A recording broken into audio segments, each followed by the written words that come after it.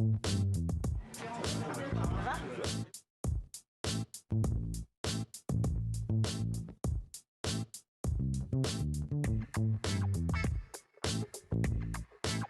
Bonjour, Joe Tsonga.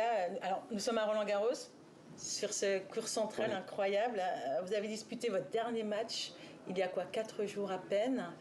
C'était un gros moment. Vous allez comment aujourd'hui? Quelles sensations vous avez? Aujourd'hui ça va bien, je me rends pas forcément compte que c'est fini encore parce que je me balade encore dans les allées de Roland et j'ai l'impression d'être encore joueur. Mais malheureusement voilà, je vais devoir parler de moi en tant que joueur de tennis au passé maintenant et ça fait un peu bizarre, Alors, vous espériez avoir un dernier match accroché où vous pourriez aller au bout de vous-même, 4 manches, 3h49 minutes, 15 000 spectateurs debout. C'était la sortie dont vous rêviez? Oui, honnêtement je vais pas le cacher, oui, même si je m'étais pas vraiment projeté sur ce dernier match. La seule chose qui m'importait, et tous mes proches pourront vous le dire, c'est que j'avais envie de gagner, j'avais envie de rentrer sur le terrain et de gagner, et il n'y a que ça qui comptait. J'avais envie de délivrer le match qu'il faut pour passer. Malheureusement, c'est pas passé, mais je suis relativement fier parce que j'ai donné le maximum, j'ai tout donné, puis surtout j'ai vécu un moment de magie, un moment un peu en suspens, avec cette balle de match où tout le monde est debout dans le stade et en fait moi je m'en suis rendu compte qu'après avoir vu un peu quelques images parce que moi j'étais tellement pas bien que je voyais flou et non c'était incroyable, Alors, vous avez dit que vous vouliez dire au revoir aux compagnons de votre vie, le tennis. En fait, c'était surtout une façon de parler. Quand je disais au revoir, bien sûr, Monsieur Tennis, c'est le tennis de haut niveau, c'est la compétition. C'est vrai que c'est un monde à part, c'est un monde particulier, mais que j'ai vécu avec beaucoup de passion, beaucoup d'enthousiasme, beaucoup de belles relations. J'ai rencontré des gens extraordinaires et je crois aussi que c'est vraiment ces gens qui ont fait mon succès. Mais il va faire partie de votre seconde vie de tennis. Il en fait déjà partie puisque donc vous êtes parrain de ce programme des jeunes talents, la team BNP Paribas. Vous allez avoir bientôt une académie qui est en construction. C'est important pour vous de continuer là où tout a commencé et de transmettre en fait ce que vous avez appris pendant ces 18 années de carrière. Moi, j'arrive vraiment pas avec ma cape de super-héros. C'est vraiment, voilà, j'ai pas attendu finalement ce programme pour être comme je suis. Voilà, même en tant que joueur, voilà, j'avais besoin de partager, j'avais besoin d'être dans la communion, même sur le terrain, j'avais besoin de partager avec le public, ça a toujours été comme ça. Et aujourd'hui, pouvoir discuter avec les jeunes, pouvoir leur partager mon expérience, je trouve ça passionnant en fait. Alors c'est plus, moins le côté technique, c'est plus le conseil, je sais pas, sur l'image, sur le rôle avec les médias, la nutrition. Voilà, c'est quoi plus le conseil? En fait, il y a beaucoup de choses. Le tennis aujourd'hui, c'est très complet. Mais vous, qu'est-ce que vous aimeriez moi, particulièrement travailler là? Tout. Le mental? Tout parce que aujourd'hui, le tennis, c'est un sport très complet. C'est un sport où il faut être mentalement, on va dire, bien câblé. C'est un sport où il y a de la technique, il y a du physique, il y a de l'entourage. Beaucoup d'entourage parce qu'un joueur de tennis, c'est une personne seule parce que c'est un sport individuel.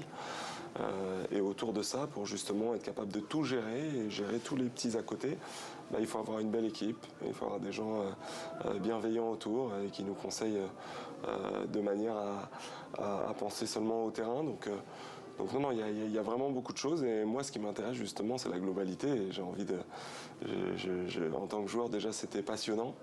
Voilà, d'être dans cette globalité et maintenant en tant qu'entourage c'est tout aussi passionnant. C'est vrai que vous avez l'expérience Là, on peut le dire, je vais faire le palmarès rapidement parce que c'est un peu long. 18 titres. Vous n'êtes pas obligé, c'est pas ce que je préfère. Pour le rappeler aux téléspectateurs. Alors, 18 titres, 2 Master 1000, une finale d'Open d'Australie face à Djokovic, qui cette année-là lui gagne son premier des 20 majeurs. Une Coupe Davis, quand même, avec la France. Une médaille d'argent en double aux Jeux Olympiques. Quelle est l'image la plus marquante que vous allez garder de cette carrière incroyable, de l'un des plus beaux palmarès du tennis français? Est-ce qu'il y a une image ou une sensation qui va vous rester? Il y a tellement de choses qui sont compliquées. Je pense que c'est les images d'il y a 4 jours qui vont rester le plus. Je pense que c'est ça, c'est les 15 000 spectateurs debout alors que le point n'avait pas commencé. Et surtout, pendant le point, ils étaient debout. En général, l'arbitre, il dit « asseyez-vous s'il vous plaît, silence s'il vous plaît ». Et là, c'était un bel hommage. Et puis aussi, la suite, avec tous les gens finalement qu'on comptait dans ma carrière, mes entraîneurs depuis mon plus jeune âge, ma famille, des amis. Et ça, pour moi, ça a beaucoup compté. Et je pense que c'est ce qui a fait ma réussite, finalement. C'est mon entourage et les gens qui m'ont aidé à traverser toutes les étapes. Oui, parce que vous avez été numéro 5 mondial. Puis vous avez battu tous les membres du Big Four, donc les 4 fantastiques. Roger Federer, Rafael Nadal, Andy Murray, Novak Djokovic. Quelle était votre force ou qu'est-ce qui a fait que vous disiez que vous n'étiez pas destiné à jouer au tennis, à arriver jusque-là? Tout votre entourage dit que vous avez cru en vos rêves, vous avez beaucoup travaillé, énormément travaillé, beaucoup de sueur, de passion. Qu'est-ce qui, à votre avis, vous a fait arriver là où vous ne pensez peut-être même pas vous-même arriver? Je pense que c'est les valeurs inculquées par mes parents, par mon entourage, encore une fois. C'est important, l'entourage.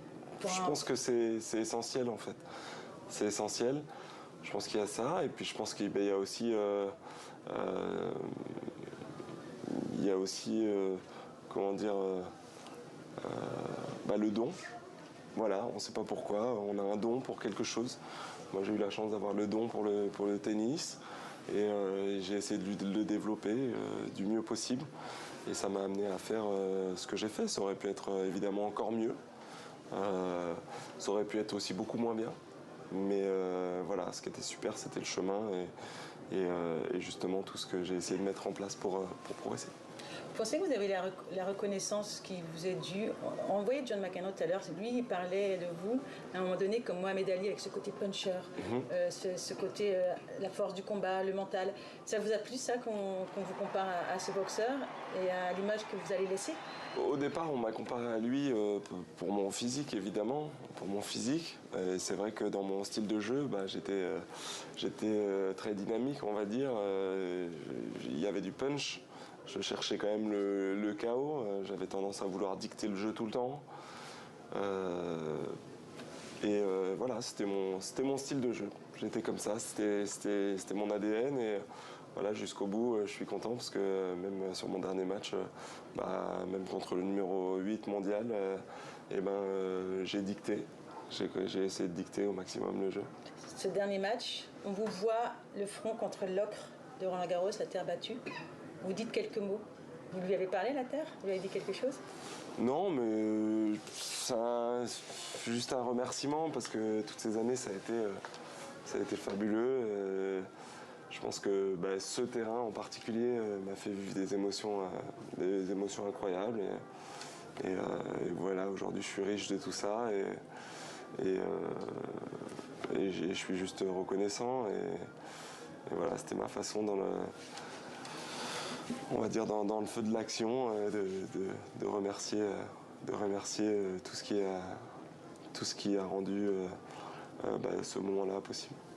Alors j'ai une dernière faveur pour TV5 Monde, pour tous les supporters qui vous regardent à travers le monde. Ouh là là, vous méfiez de ce que je vais vous demander. Est-ce que vous pouvez faire une dernière danse des pouces, la danse de la victoire? Et comment on fait? Vous m'apprenez? Ouais, c'est pas si simple que ça. C'est des années d'entraînement.